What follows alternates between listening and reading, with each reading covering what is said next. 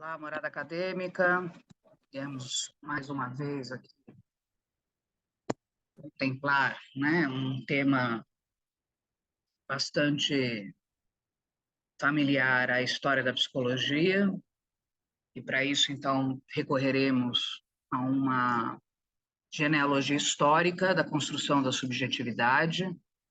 Portanto, a subjetividade não como algo natural, mas como algo construído, né, determinantes sociais, culturais, filosóficos. Essa é justamente o nosso ponto de partida, referência ao livro A Construção do Eu na Modernidade, do Pedro Luiz Santos, que também faz uma referência muito direta ao livro do Luiz Cláudio Figueiredo, né, A Invenção do Psicológico. Então, é o livro que vocês estão aí vendo na tela, né, que é um livro bastante interessante, que faz uma intersecção entre a história do Ocidente, desde o Renascimento, Idade Média e Renascimento, à frente, não é? E também a história da arte, como a arte também, de alguma maneira, então, evidencia esses traços de interioridade que vão culminar no nosso objeto de estudo no século XIX, que nós vamos nominar como subjetividade. Então, esse é o nosso plano de ação a partir daí. E a gente vai, não é, então, usar esse texto como parâmetro. Eu fiz algo que é comum, né, ao estudar, ao ler algo, né, que me interessa até para minhas aulas, que é fazer um mapa conceitual. E nesse caso eu usei uma linha do tempo. Então eu vou compartilhar o resumo, o esboço dessa linha. Não está do ponto de vista de imagem, não é, na melhor das configurações, mas penso que é interessante até para, né, organizar uma forma de estudo que eu acho muito interessante, sempre comungo com meus alunos, que é a gente nunca esquecer, né, que todo fenômeno, seja ele psicossocial, enfim, ele tem bordas e recortes e planos de fundo sócio-históricos.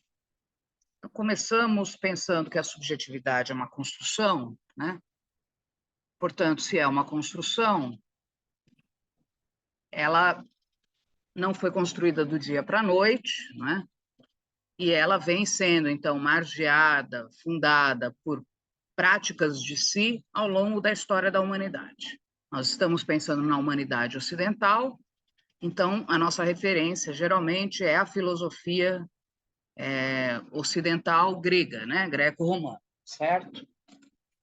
Então começamos de uma maneira mais articulada no século IV a.C., onde nós teríamos a fundação de um período chamado clássico, né, na filosofia grega. Então você vai superando uma consciência mais mítica e alcançando uma racionalidade clássica, né, que são os famosos, né, Sócrates, Platão e Aristóteles, né? Então, na era antiga grega, né, nós estamos considerando esse século como um século importante, apesar de nós termos os pré-socráticos como também pensadores importantíssimos, né? A própria contradição entre Heráclito e Parmênides, acho que aí você tem ontologicamente a fundação de um grande questionamento sobre o ser, né?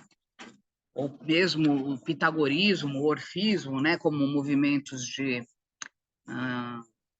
exercícios espirituais, aí pensando nas práticas de si também, não é? Mas é de fato no século IV, aí com os gregos, essa tríade famosa, que nós temos um chamamento bastante importante, né? Que é sob a voz imperiosa de Sócrates, que é o conhece-te a ti mesmo, para bem governaste a si e ao outro, né? Que está lá emblematicamente no tempo de Delfos e toda aquela mítica ao redor, não é? Do sopro vital. Então, esse seria um marco bastante importante na era antiga para nós, psicólogos, não é?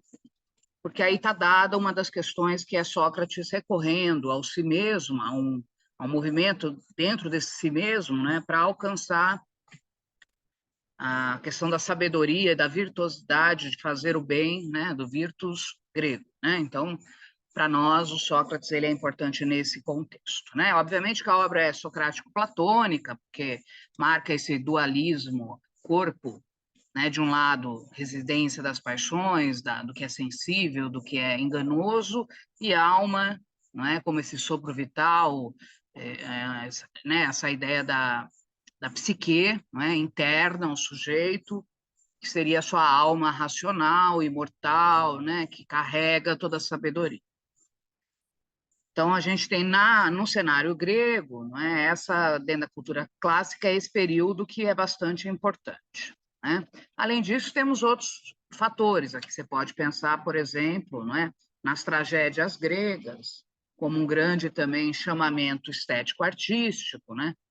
Que nos apresentaria também, né, de uma maneira encenada, mas com a ideia do coro trágico, né? Uma reverberação existencial, dos dilemas gregos, como a própria ideia da fatalidade ou destino, ou factum, né, que era bastante também professado entre os gregos. Muito importante sempre lembrar que os gregos fundam, não é, a política como essa arte da convivência, a proposição de um sistema democrático, de representativo direto, né, então você não tem a ideia, por exemplo, como nós temos, né, de uma representatividade indireta, né, e, portanto, uma civilização que demarca para nós uma grande história e também na história do pensamento humano. Uma cultura que teve contato com também os orientais, né, gente? Sempre bom recorrer a isso, o período helenístico, né, com o Império de Alexandre, e depois também né, o grande domínio do Império Romano, né? Que, sem dúvida, é também mais de 1000 anos aí de grande expansão civilizatória, territorial, um povo mais bélico, mas que cultua e traz, né, e de alguma maneira se apropria do pensamento grego. Então, também tivemos diferentes fases do Império Romano, a primeira fase monárquica, né, depois uma fase republicana, e uma fase imperial, que aí sim é a decadência do Império Romano, né, por conta da corrupção, diminuição do número de escravos, né, também a fragmentação territorial enorme. Então, você tem aí essas fases se dando, né, e também uma civilização que nos deixa muito ensinamento, né, quer dizer, os romanos, a própria questão também da representatividade dos senadores, né, o que é importante para nós aqui, né? Além de entender historicamente que é um povo que faz referência direto ao latim, portanto, civilização latina, né? É justamente, não é, por exemplo, a maneira como também, desde Hipócrates, lá com os gregos, essa medicina psicossomática alcança, inclusive, aqui os romanos, com a ideia do corpo e alma, não é, se cuidando para manter o equilíbrio. Aí você vai ter a teoria dos humores, a teoria dos temperamentos, a ideia de uma medicina que busca essa harmonia, né? Quer dizer, o corpo tem que ter uma série de práticas de si cuidadosas para que mantenha a sua alma saudável e racional, né? Então, a medicina greco-romana, para nós também, é uma referência de práticas de si, né? Importante aqui. Dentro do campo filosófico, no Império Romano você tem pensadores como Cícero, Sêneca, né, Epicuro, que vão fundando, né, o ceticismo, o estoicismo, o epicurismo, né, que são teorias filosóficas muito preocupadas com a questão do bem viver, né? Como esse homem greco-romano, ele estabelece dentro de uma lógica justamente de equilíbrio esse bem viver, né? Então, nós não falaremos muito disso, mas é importante demarcar que, filosoficamente, temos esse movimento aqui, junto com a medicina greco-romana, que é o que, para nós, né, do ponto de vista das práticas de si, destoa como algo importante. Bom, o Império Romano entra na sua terceira fase aqui, né, na fase imperial, próxima ao século III depois de Cristo, uma crise da República e da Pax Romana, né? Então você começa a ter várias invasões bárbaras, né, ao território romano, A própria corrupção de poder, como eu disse, também implementa uma lógica complicada, né? E aí você tem, aos poucos, essa decadência. Importante dizer que, no final desse Império Romano, né, Constantino reconhece como oriental, como ocidental, e aí faz o reconhecimento do cristianismo como religião oficial do Império. Isso vai dar, não é, uma conotação de força para essa seita, que até então era considerada uma seita, que era, inclusive, perseguida, não é? Bastante poder, e é o momento que nós começamos a ver a ascensão do cristianismo e dessa ordem religiosa. Então, em 476, aprendemos que há a queda do Império Romano, e com a invasão bárbara se inaugura o que a gente chama do período da Idade Média, não é? E com a difusão do cristianismo. Primeiro período é considerado a Alta Idade Média, século IV ao século XI depois de Cristo.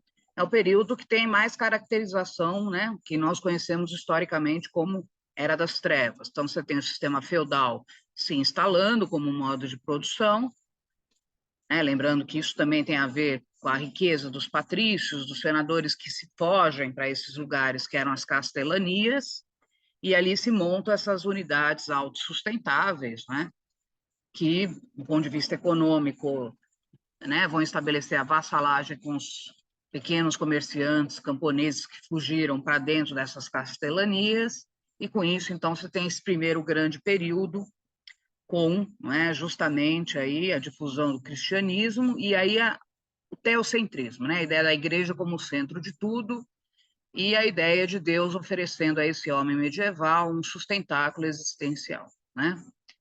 Então, esse é um primeiro período importante. Nesse período, você tem no século V, aproximadamente, né, um movimento da igreja de formação de padres cristãos, a patrística.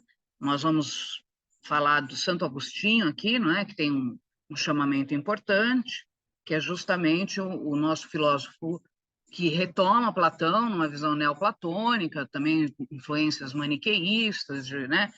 Mas também numa cultura judaico-cristã, né, e vai trazer aí a noção de pessoa bastante importante também para nós, né, pensando essas práticas de si.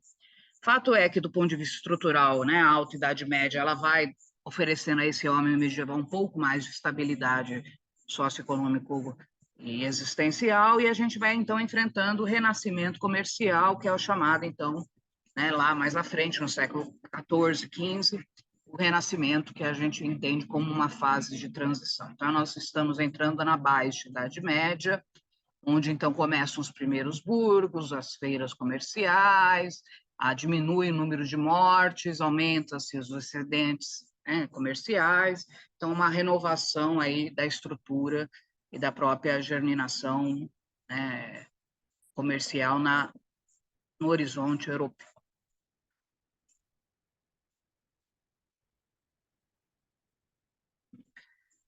Obviamente que todos esses períodos são transitórios, então nós estamos falando de visões históricas que transitam, nada é estanque, não é?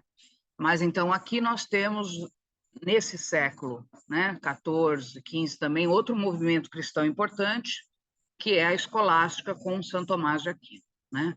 Para nós aqui o que seria importante seria justamente Santo Agostinho, né, que traz uma revisão platônica, porém, não é, em As Confissões, ele trabalha com uma visão interessante de narrar através da vontade, né, e o uso da memória, portanto, a alocação da fé junto com a razão, você formaria essa trindade, não é, que recorreria à iluminação divina. Portanto, a ideia de crer para compreender e compreender para crer, né, ele faz essa menção a um certo dualismo, mas ele tenta superar esse dualismo justamente com a noção de pessoa. Muitos vão dizer que nisso ele é muito moderno, né, o seu pensamento, porque ele, de alguma maneira, tenta resolver esse dualismo platônico. Bom, temos então o século XIV como grande século do Renascimento, inclusive italiano, a retomada de valores humanistas clássicos, então começa-se nas próprias obras, né? Botticelli, Leonardo da Vinci, né? Você começa a encontrar traços que misturam o sagrado e o profano, né? E a própria ideia, né, da grande questão de viver a diversidade novamente e a liberdade pessoal aumentando, né, com o decorrer do renascimento comercial e a expansão marítima. Há de se notar aqui que a própria questão, né, do Renascimento já coloca em confronto a ideia do corpo social medieval, que vai se, de alguma maneira, desestruturando, não é? E você vai encontrando dentro da arte, da diversidade cultural, não é? Essa possibilidade do educare, ou seja, agora o homem renascentista tem que se preocupar com a sua formação, né? Quem eu vou ser, que lugar ocupar no mundo, e, portanto, não é? Ao mesmo tempo, o ônus, que é aumento da liberdade, mas o bônus, que é a liberdade, e o ônus, que é a responsabilidade. Primeira fase do Renascimento de espanto, admiração diante de toda essa novidade ontológica, mas, ao mesmo tempo, não é? Uma grande ansiedade, angústia existencial, porque como, então, né, conter toda essa possibilidade, essas, né, variabilidades diante de um mundo que vinha numa ordenação muito fechada. Então, o Renascimento assiste a um homem que tem uma ontologia negativa, no sentido de que ele tem agora que se fazer, tornar-se o que se é, né? Grandes nomes na arte renascentista, né? O Arcimboldo, Leonardo da Vinci, o próprio Giotto, que traz, né, inovações do ponto de vista da perspectiva na sua arte pictórica, né? Então, você tem ainda aqui traços temáticos do sagrado, mas as obras de arte trazendo muitas técnicas novas, a ideia de profundidade, uma ideia de emocionalidade que provém dessas figuras, né? E que para nós é bastante interessante, quem gosta da história da arte, se debruçar. Bom, então o Renascimento ele marca, não é, a volta dos valores humanistas, a importância de educare e, portanto, o homem tendo que olhar para si para justamente poder se escolher e escolher o que ser, né? É uma nova missão ontológica que até então, lá no corpo social fechado da Idade Média, você não tem. Em seguida, temos a expansão marítima, importante, né? Hoje a gente discute muito a questão da invenção das Américas, então, né, as próprias teses de Tudorov dizendo que, na verdade, o homem é eurocêntrico, né? Ele vive ambivalências nessa expansão, porque se, por um lado, ele enfrenta o desconhecido ao se jogar nas marés e na navegação, por outro lado, ao encontrar, né, os povos originários, ele opta em mapear, né, um modo de funcionamento dessa civilização originária e depois escolhe o etnocentrismo, ou seja, abafar a cultura do outro, e nas Américas isso foi feito, inclusive, culturalmente e religiosamente, né? Então, a própria colonização exploratória, né, a pulverização do catolicismo, né? Então, isso, de fato, marcou uma forma, né, de controle muito agressiva em muitas colônias latino-americanas.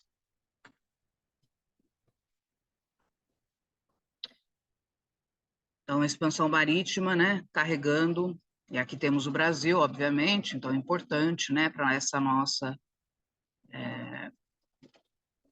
reflexão.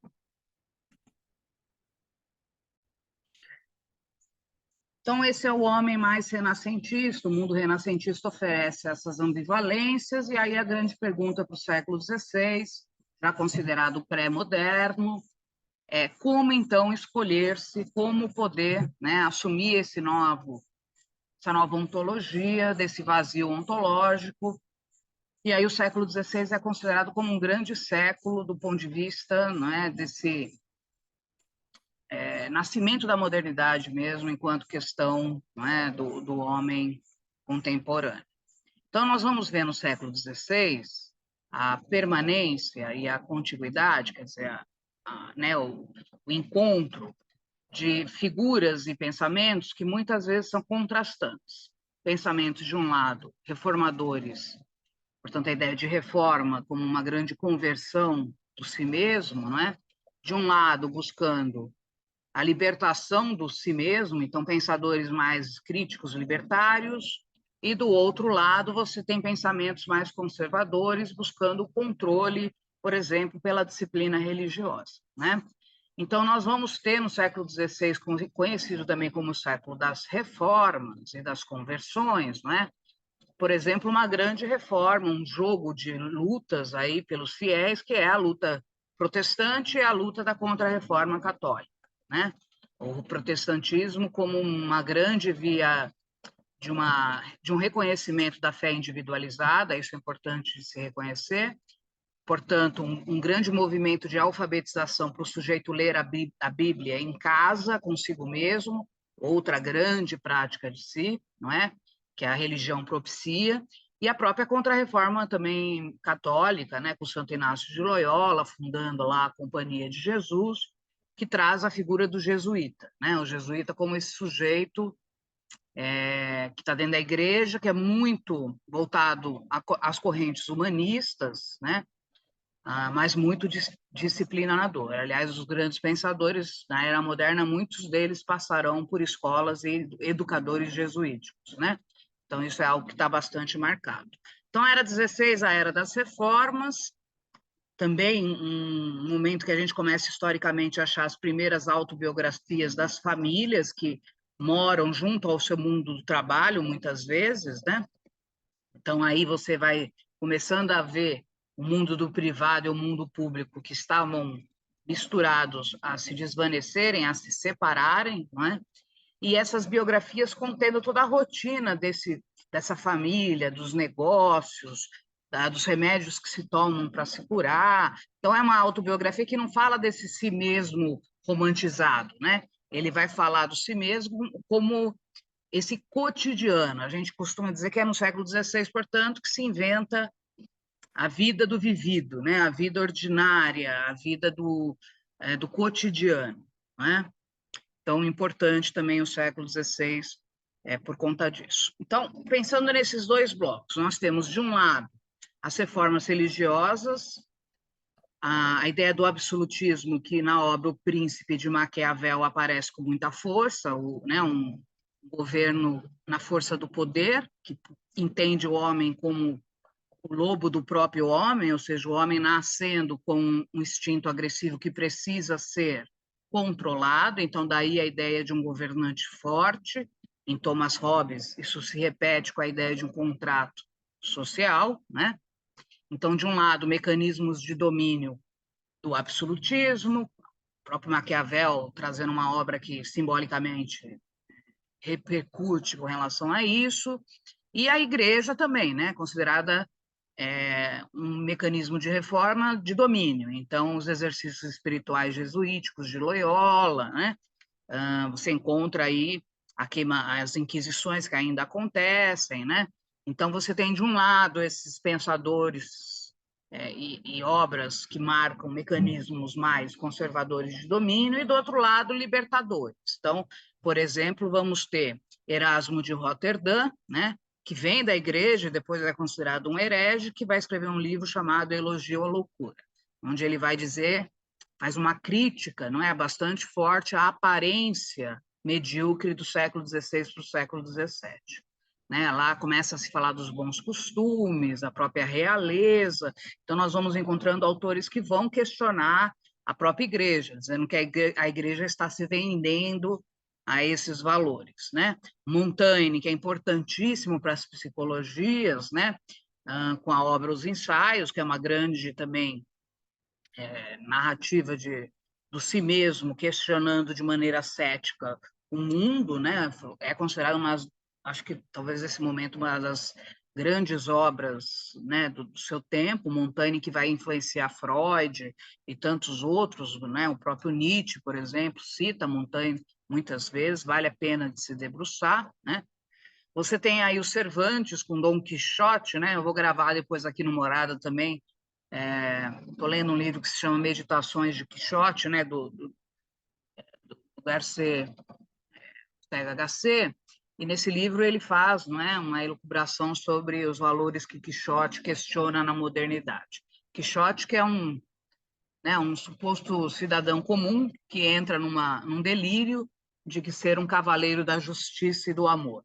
Então, esse homem, né, que se rompe, esse homem que também mais à frente vai estar lá no Hamlet, né, no Ser ou Não Ser, no século XVII, né, eis a questão, né, quer dizer, essa ideia desse homem moderno já encontrando cisões em si mesmo, né? Ao mesmo tempo reafirmando a ideia de um eu que pode ter uma certa racionalidade, mas reconhecendo que pode se perder também diante a toda essa civilização nova que o ameaça, né? A ideia do novo, as margens, os comportamentos diversos que ameaçam a esse homem já pré-moderno, né? Uma grande questão que está no século XVI é uma reordenação do cosmos com heliocentrismo, né? Nós temos Copérnico, depois o próprio Galileu, que coloca esse novo paradigma, né? Que tira essa terra e esse homem, portanto, Deus, do centro do mundo. E aí isso já anuncia lá o próprio Nietzsche, mais à frente, né? A ciência matou Deus, é a ideia de que a era moderna ela vai construindo novos totens, novos deuses, né? Entre aspas, como a ciência e a verdade empírico-racional, né? Então, importante, porque esse nascimento desse paradigma está localizado justamente aqui.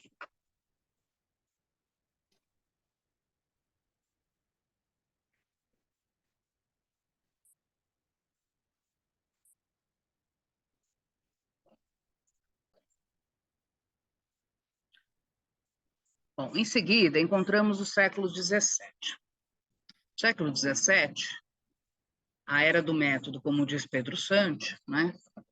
Onde nós vamos encontrar a obra, né, magnânima aí de Descartes, e é aquela frase famosa, penso, logo existo, né, cogito, né, a ideia do cogito ergo sum, em latim, né, quer dizer, o Descartes, que é o nome que vai nos referenciar para o século XVII, ele encontra o mundo provindo do século XVI, que é um mundo desorganizado, é um mundo da desordem, né? Um mundo que está tentando encontrar parâmetros de verdade, segurança e a possibilidade de liberdade. Como comungar tudo isso numa balança sócio-histórica, né?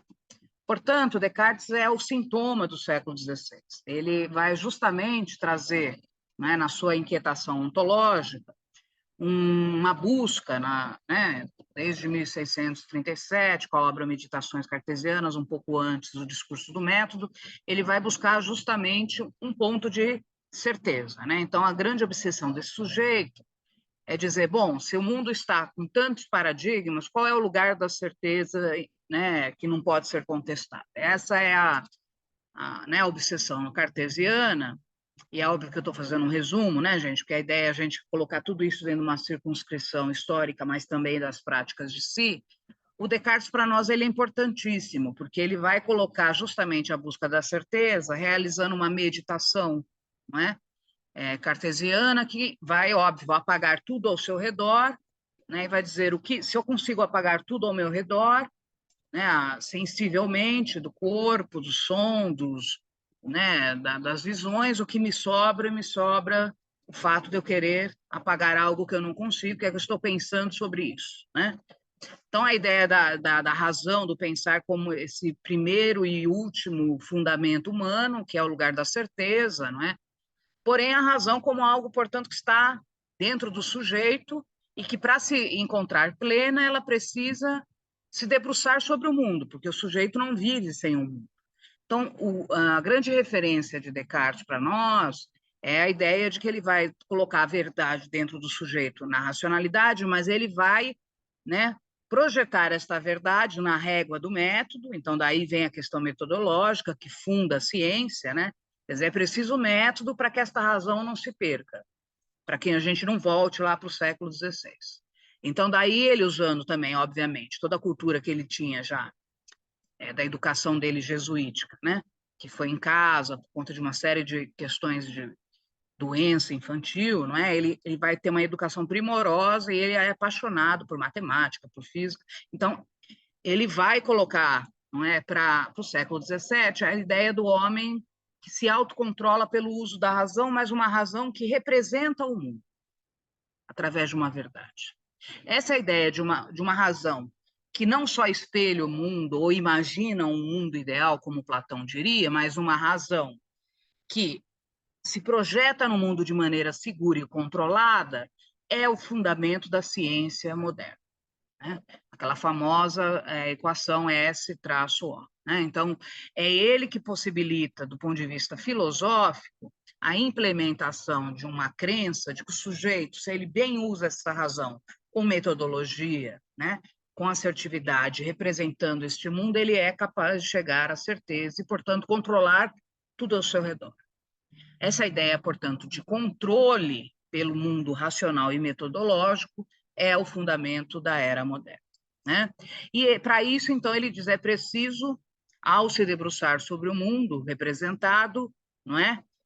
Resolver equações de maneira que a gente faça de maneira analítica, ou seja, quebrando os problemas em partes para analisá-las e depois recompô-las, né?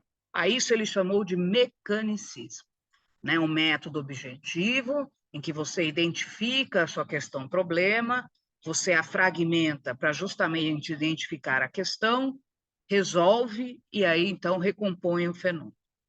Obviamente que por trás de Descartes existia um mundo, né, em que essa ideia do homem funcionando quase como uma máquina, as pequenas máquinas francesas, maquinários, né, a ideia do relógio. Você tem toda uma cultura maquínica que está sendo cultuada, porque estamos falando do século pré-revolução industrial também, né? Então, obviamente que você encontra essa riqueza do ponto de vista de imaginário também no século XVII. Então, é conhecido como o século do método, o século mais cartesiano impossível, né? Também temos Galileu, que continua, né, prosseguindo com as ideias heliocêntricas e dando margem a outros questionamentos, também é importante, porque o mundo vai sendo cada vez mais geometrizado, né, calculado. Então, para tornar esse mundo como o mundo das revoluções científicas, foi importantíssimo também, não é, a reafirmação do heliocentrismo. E temos os germes já, com Francis Bacon, John Locke, vários deles que são germes do empirismo inglês, né?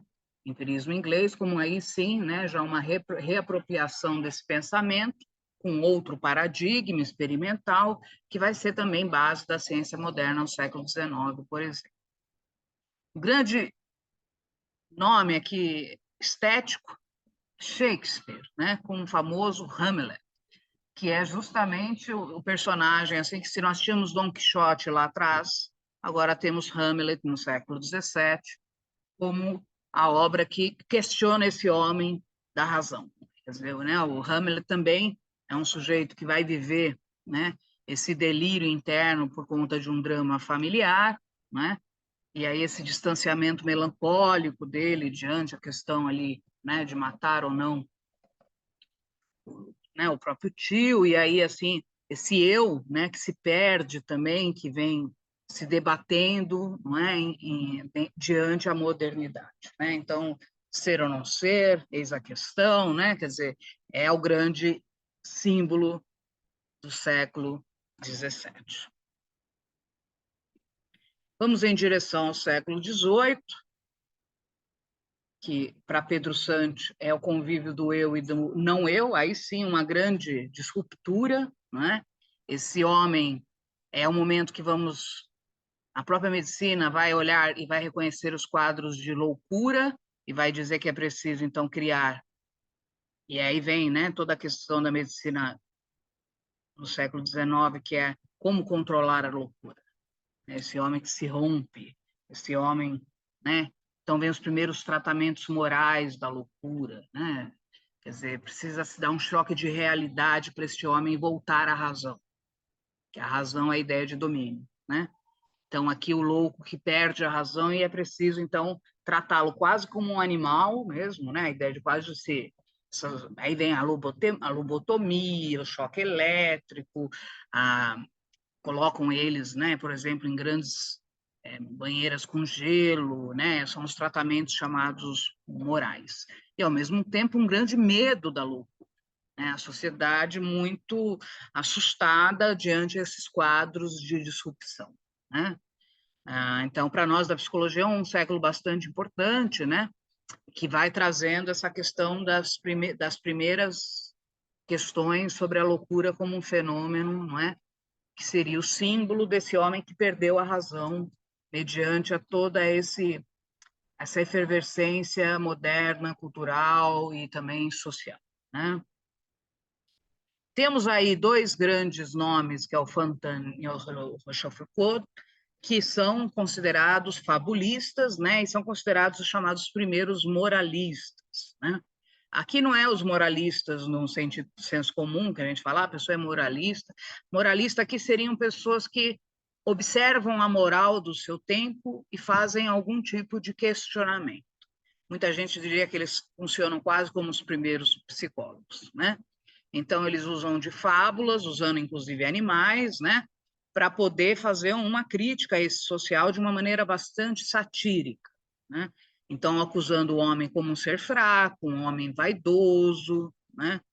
E trazendo as morais da história como esse chamamento, quase como os trágicos gregos lá atrás, né? Então, é bem interessante ler as fábulas de Fontaine, por exemplo, muito famosas, inclusive, né? Porque a gente vai entendendo como os próprios pensadores do seu tempo também já diagnosticam o seu tempo e pontuam, né, as fragilidades. Temos na arte dois fenômenos muito importantes, a pintura barroca, né, que no Brasil também mais tardiamente aparece, né, como aquela ideia da arte rebuscada, contorcida, mas muito rica, né, muito cheia de nódulos, né, então retratos muito detalhados, ao mesmo tempo realísticos, né, e você tem aqui um nome importantíssimo, que é Caravaggio, né, que traz esse contraste entre sombras e a claridade, né, de maneira muito forte, né, fundos muito escuros, que é a própria dualidade do século XVI e século XVII, né? A música do Bach, né, que é importantíssimo na história da música clássica, como uma música também já mais estilizada, com um requinte intelectual, né? Então também trazendo né, musicalmente essa riqueza para o século XVII, né? Que anuncia, obviamente, né, depois o século XVIII e XIX, onde nós encontraremos três grandes fenômenos, né? São eles o iluminismo, que alimenta a Revolução Francesa, a ideia de liberdade. Então, um primeiro modo de vida moderno típico seria o modo liberal, não é? Que promulga a liberdade incondicional do indivíduo. Então, estamos já falando de modernidade, né? Num outro espectro, a revolução científica, né? E o empirismo, o positivismo, né? O experimentalismo, que vão dar origem à ideia de uma disciplina acadêmico-científica, o homem da razão, né? O homem pós-cartesiano, que se debruça sobre o mundo ainda de maneira controlada, metodológica, que busca a verdade inquestionável. Então, um modo de vida disciplinar, altamente disciplinar. Isso vai se pulverizando até na vida moral, há de se dizer, na vida da família, né? E num outro polo, fechando esse triângulo da vida moderna, o modo de vida romântico, que vem dos romantismos, que nós não falamos ainda, mas o romantismo do século XVIII e XIX na Alemanha, né? Que forma a ideia de um homem, aí sim, mergulhado em si mesmo, profundo, né? O homem tem uma natureza caótica, passional, o homem que segue os instintos da própria natureza, né? O homem do inconsciente, né? O homem do impulso antigregário ou gregário, sei lá, dependendo do autor, ou seja, é o homem que também se contrapõe à disciplina. Então, com isso, a gente vai formar no século XVIII e XIX um triângulo representando esse indivíduo que vai viver a verdadeira crise epistêmica, ontológica, que cria, portanto, uma ruptura entre o mundo privado e o mundo público, e, portanto, cria a crise de identidade do homem moderno no século XIX, constituindo, finalmente, o que para nós, psicólogos, seria o nosso objeto de estudo, que é a subjetividade humana. Eu espero que vocês tenham gostado dessa viagem rápida pela história, para nós entendermos a tese, que é muito bem construída, de que a subjetividade é uma construção humana, portanto, ela precisa de vários fatores para se constituir. Nós marcamos alguns que podem também outros aparecerem, mas esses são os que nós escolhemos, baseado na nossa leitura de hoje, e que isso também faz com que vocês mergulhem aí em obras como da Massime, né, que tem a história dos saberes psicológicos, a história da vida privada organizada pelo Felipe Herrier, e tantos outros que vão falando, Norbert Elias, né, quer dizer, vários autores que vão se preocupar com este tema tão importante, que é entender, portanto, que a subjetividade ela é um processo. E, de novo, nós estamos num mundo que muda e transforma esses modos de vida subjetivos. Até a próxima. Acessem sempre o Morada Acadêmica.